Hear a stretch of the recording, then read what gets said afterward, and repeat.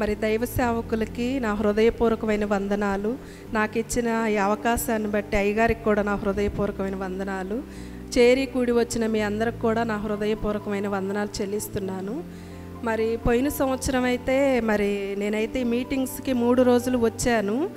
మరి మా పెద్దమ్మాయి అయితే ప్రెగ్నెన్సీతో ఉన్నప్పుడు నేనైతే 3 రోజులు బాగా కన్నీరు కార్చి నేనైతే ప్రార్థన చేసుకున్నాను అనమాట. ఎందు నిమిత్తం అంటే మా అమ్మాయికి మగపిల్లవాడు కావాలని నేను ఎంతగానో కన్నీరు కార్చి ప్రార్థన చేసుకున్నా.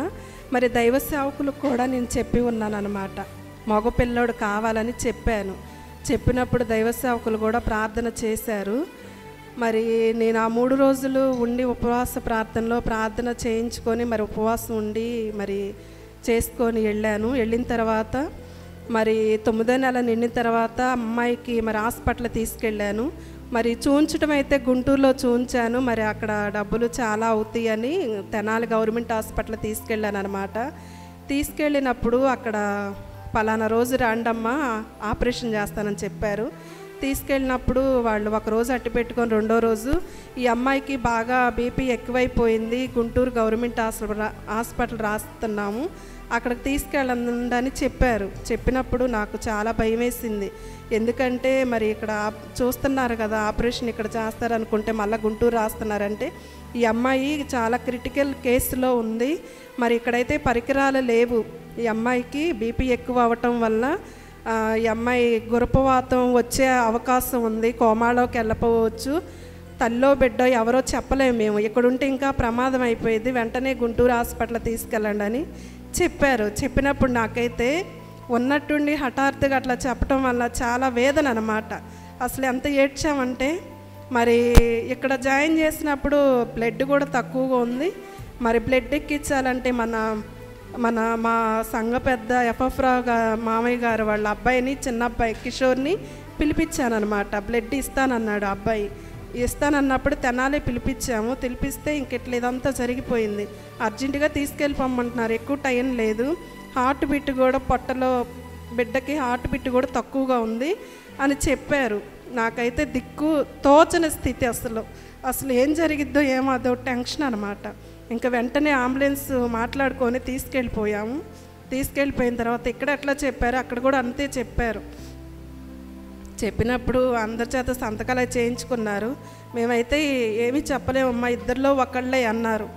అంటే బిడ్డ తల్లి ఎవరు అసలు ఏంటి అసలు ఎట్లా, అసలు నేను ఎంత ప్రార్థన చేశాను, నా భక్తి ఏమైపోయింది, నేను దేవుణ్ణి ప్రశ్నిస్తున్నానమాట హృదయంలో, ఎందుక ఇట్లా చేస్తావు, ఇట్లా నేను అడిగానా, కడుపు ప్రెగ్నెన్సీ రావాలని నేను అడిగానా, బిడ్డనివ్వమని అడిగానా, అసలు ఎందుకు ఇట్లా జరుగుతుందని మనసులో ఒకటే వేదన. దేవుణ్ణి ఎన్నో ప్రశ్నలు నా మనసులో, నేను ఎవరితో మాట్లాడట్లా. నేను ఆ సమయంలో ఎలాగానే టెస్టులు రాశారనమాట. రాస్తే ఎటోళ్ళట్టు ఆ టెస్ట్ రిపోర్ట్లు తీసుకొని ఎటోళ్ళట్టు పరిగెత్తుతూ ఉన్నా. నేనైతే అట్లా కుర్చీలో కూర్చొని మనసులో ప్రార్థన చేసుకుంటే ఎంత వేదన అంటే నా కన్నీటిని దేవుడు చూశాడు, తన బుడ్డిలో దాచిపెట్టాడనమాట. అప్పుడు ఎఫ్ఎఫ్రా మామయ్య గారు వాళ్ళ అబ్బాయి అక్కడే ఉన్నాడు మాతో పాటే. నిజంగా ఆ బిడ్డ అయితే మాకు చాలా సహాయం చేశాడు. మరి ఆ బిడ్డ అయితే నేనైతే ఎవరికి ఫోన్లు చేయటంలా, ఎందుకంటే చేసే పరిస్థితి నాది కాదు. అసలు ఏం చేయాలో దిక్కు తోచని స్థితిలో నేనున్నాను. మరి ఆ అబ్బాయి పాపం మరి ఎఫ్ఎఫ్రా మామయ్య వాళ్ళు అప్పుడు మీటింగ్స్కి వెళ్ళారనమాట, ఏదో చాలా దూరం వెళ్ళారు. మరి వాళ్ళందరికీ వాళ్ళ నాన్నగారికి ఫోన్ చేసి చెప్పినప్పుడు వాళ్ళ నాన్న అనేక మందికి ఫోనులు చేసి ప్రార్థన, నిజంగా ఎంత గొప్ప కార్యం అంటే మరి వాళ్ళందరూ ప్రార్థన. మరి ఆపరేషన్ థియేటర్ తీసుకెళ్లారు పిల్లని. తీసుకెళ్ళినప్పుడు ఎవరొచ్చి ఏం చెప్తారో, ఇద్దరిలో ఒకళ్ళే అన్నారు కదా, ఏం చెప్తారని వేదన అనమాట. వేదన ఎవరికి ఫోన్లు చేయటంలా, నేను ప్రార్థన చేయనని చెప్పే ఇది నాకు లేదు, అసలు నా గుండె జారిపోతుంది. మరి అప్పుడు ఆపరేషన్ థియేటర్ తీసుకెళ్ళిన తర్వాత ఆపరేషన్ చేసినప్పుడు బయటకు వచ్చి అక్కడ కూడా సంతకాలు చేయించుకున్నారు, ఏం జరిగినా మాకేం సంబంధం లేదని. అయితే ప్రార్థన చేసుకుంటూ అట్లాగే కూర్చొని ఉన్నాను. మరి వచ్చి లోపల ఆపరేషన్ అది చేసిన తర్వాత వచ్చి ఏం చెప్పారంటే, తల్లి బిడ్డ క్షేమంగా ఉన్నారు, హల్లెలూయా, తల్లి బిడ్డ క్షేమంగా ఉన్నారని చెప్పారు. మరి ఈ అమ్మాయిని ఇక్కడ నుంచి గుంటూరు తీసుకెళ్ళేటప్పుడు ఇక్కడ ఇంజెక్షన్ చేశారు, 2 తొంటులకు చేశారు.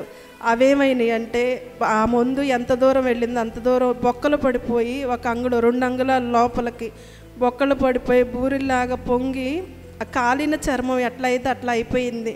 ఆ అమ్మాయికి ఆపరేషన్ చేసిన తర్వాత బిడ్డనైతే బయటికి తీసుకొచ్చారు. ఇంకా నాకు మగపిల్లోడు కావాలని అంత దేవుడి దగ్గర పెనుగులాడాను, అందరితో చెప్పి ప్రార్థన చేయించుకున్నాను. ఆ బిడ్డ వెనక నేను చూడలేదు, ఎందుకంటే నా బాధ అట్లాంటిది. బిడ్డకి ఏమైద్దో మరి తల్లికి ఏమైద్దో అని ఎంతో బాధపడ్డామన్నమాట.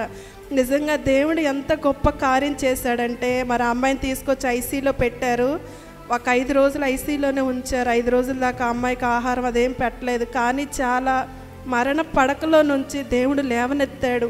మరి నిజంగా దేవుడు ఎంత గొప్ప దేవుడు అంటే, ఎంత గొప్ప కార్యం చేశాడంటే, నేను అనుకున్నాను, అయ్యా నాకు మనవడు పుడితే వచ్చే ఉపవాస కూడికల్లో నేను నీ బిడ్డల మధ్య నీ నామాన్ని కనపరుస్తానయ్యా అని అనుకున్నా. అనుకొని నేను మళ్ళీ నాకు భయం కదా, అంతమంది జనంలో నేను ఎట్లా చెప్పగలను అని నేను అనుకున్నా. వాస్తవంగా అయితే ఈరోజు నేను రావాలనుకోలేదు అసలు, ఎందుకంటే కొన్ని పనుల ద్వారా నేను లాస్ట్ రోజు వద్దాం అనుకున్నా. మరి దేవుడు నాకు ఎందుకని ఉదయకాలం నుంచి నా నామాన్ని నువ్వు కనపరచవా, నీకు నేను ఎంత మేలు చేశాను అని నా హృదయం ఒకటే ప్రేరేపణ అన్నమాట.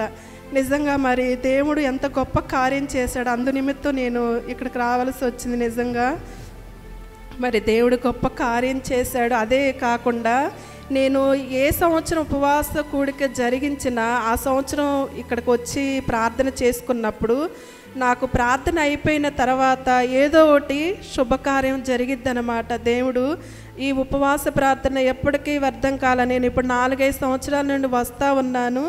మరి నేను సంపూర్ణంగా ఉండేదాన్ని ఉపవాసం అయితే, ఒక్కోసారి అయితే మంచినీళ్ళు కూడా తాగకుండా ఉండేదాన్ని. నిజంగా దేవుడు ఎంత గొప్ప కార్యం చేశాడంటే, అంతకుముందు సంవత్సరం నేను ప్రెగ్నెన్సీ రావాలని చేసుకున్నా, మరి పోయిన సంవత్సరానికి ప్రెగ్నెన్సీ వచ్చింది. మనవడు కావాలని చేసుకున్నప్పటికీ కొన్ని ఆటంకాలు, మరి అనారోగ్యం మరి ఆ బిడ్డ పట్ల మరి వచ్చినప్పటికీ దేవుడు సజీవులుగా ఇద్దరిని సజీవులుగా ఉంచాడు. మరి ఆ దేవాతి దేవుడికి ఎన్ని స్తుతులు ఎన్ని స్తోత్రాలు చెల్లించినా నేనైతే తీర్చలేను. మరి ఇదంతా జరగకముందు నాకైతే ఒక కల వచ్చి ఉందన్నమాట. ఆ కళ ఏంటంటే, మరి అమూల్య పాస్టమ్మ గారు నా ఒడిలో చెంగులో కూరగాయలు పెట్టింది. కళలోనే ఇది కూరగాయలు పెట్టింది. మరి పాస్టర్ గారేమో ఒక పుట్ట ఉంది, మరి ఆ పుట్ట ముందు అన్ని పళ్ళు ఉన్నాయి. మరి నేనైతే పళ్ళు ఏరుకుంటున్నాను. ఆ పుట్టలో నుంచి ఒక ఎర్ర పాము నా కళ్ళు చూస్తుంది. పాస్టర్ గారేమో చెయ్యి అట్లా ఆపుతున్నాడు. పాస్టర్ గారు మన రమేష్ అన్నయ్య గారు అక్కడే ఉన్నారు, అట్లా ఆపుతున్నాడు. మరి ఇదంతా జరిగిన తర్వాత నాకైతే ఒక రాత్రి కలసము పడుకొని నేను ఆలోచిస్తూ ఉన్నప్పుడు ఈ కళ నాకు గుర్తొచ్చింది. నిజంగా దేవుడు తన బిడ్డ ద్వారా మరి ఇంత గొప్ప కార్యాన్ని మరి జరిగించాడు. మరి దేవుడు చేసిన గొప్ప కార్యాన్ని, గొప్ప మేలులకై దేవాతి దేవుడికి వెలలేని కృతజ్ఞత స్తుతి స్తోత్రాలు చెల్లిస్తూ ఈ చిన్న సాక్ష్యాన్ని దేవుడు దీవించునుగాక.